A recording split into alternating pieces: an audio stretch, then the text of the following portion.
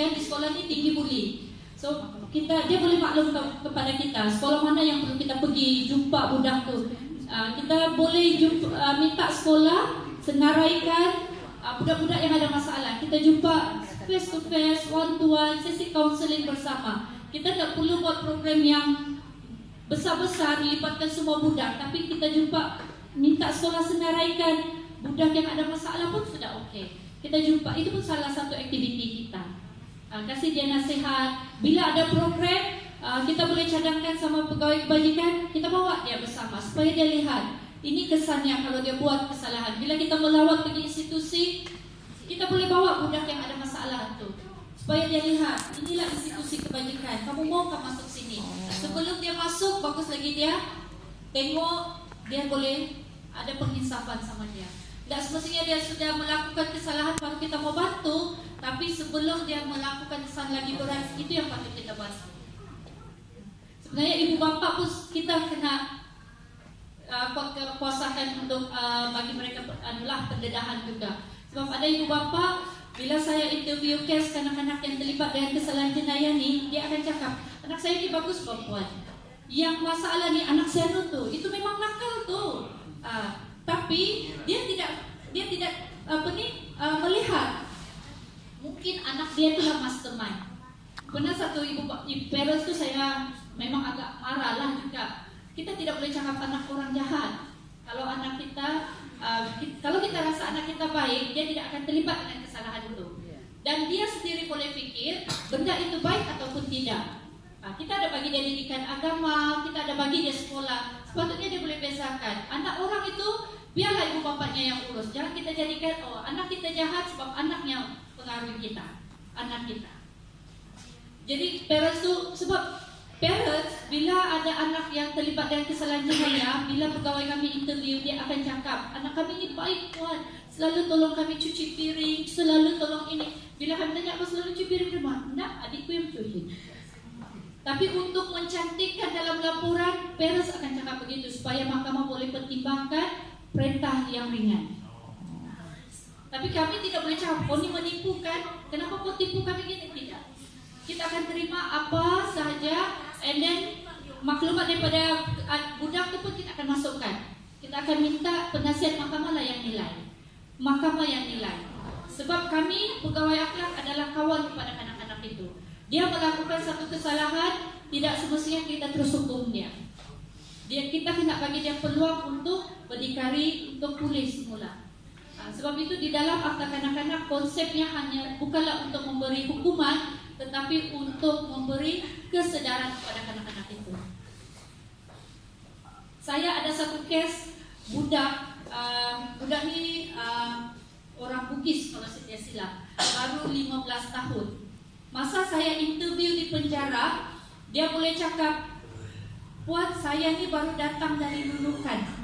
Saya berenang, saya naik kapal, bot, tapi tentu ada spot check. Jadi saya terjun, saya berenang sampai ke Tawau.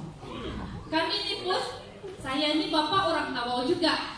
Jadi saya bilang, saya pernah pergi Nunukan juga, tapi saya bilang jauhnya tu, laut dalam lagi. Tapi oleh kerana kami tak boleh lah, kau ni menipu kan? Cuba cakap. Jadi saya okey, dengarlah. Pegawai penjara tu pun dengar. Jadi sampai keke macam mana? Kami tumpang lori pun. Dia cerita ni betul-betul dengan ekspresi muka. Kenapa kau datang pergi Sabah? Saya tanya. Kenapa kau datang? Saya datang sebab saya mau cari abang saya yang terpisah sudah.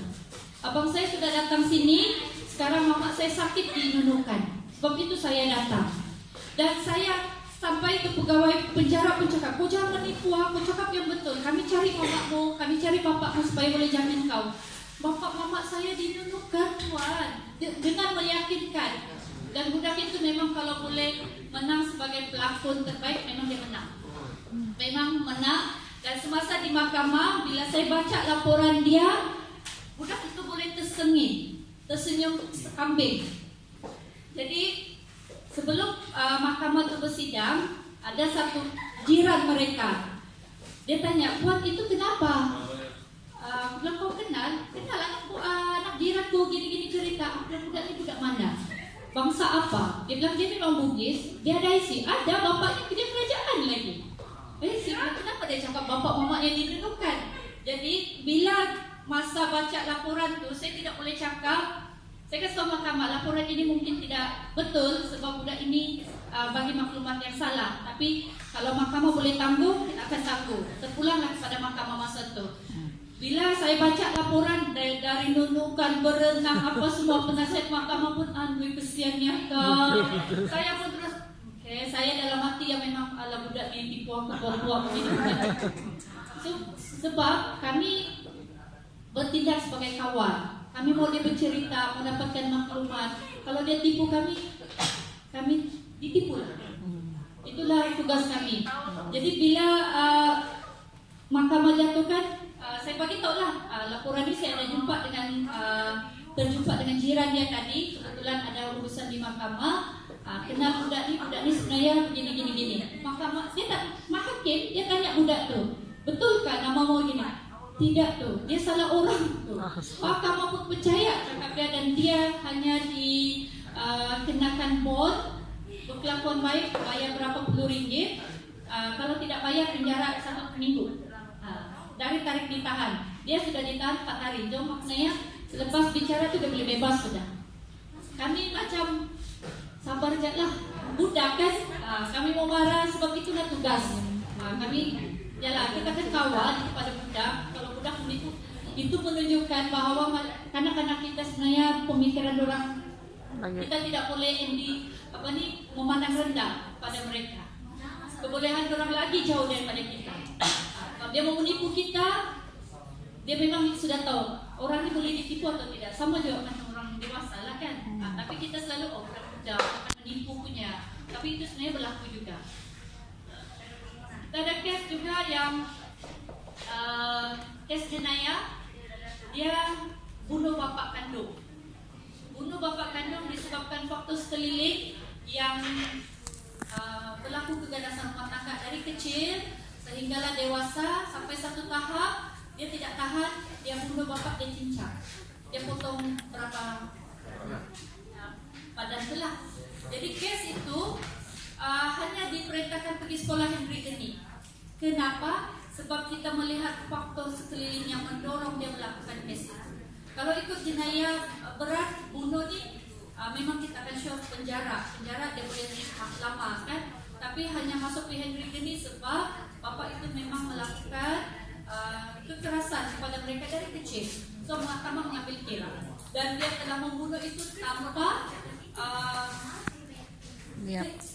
intention untuk bunuh. Cuma kebetulan dia balik sekolah dalam keadaan penat, bapak tu marah, dalam bapak tu pun mabuk, pukul orang adik-beradik yang baru balik sekolah. Setelah dia ambil kayu di dapur, sekolah dan bapak tu matilah. Selepas mati dia dibunuh.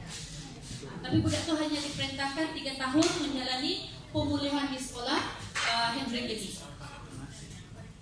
Okay, itu sahaja untuk saya punya sesi. Ada persoalan? Boleh buat aktiviti bergabung, tidak masalah.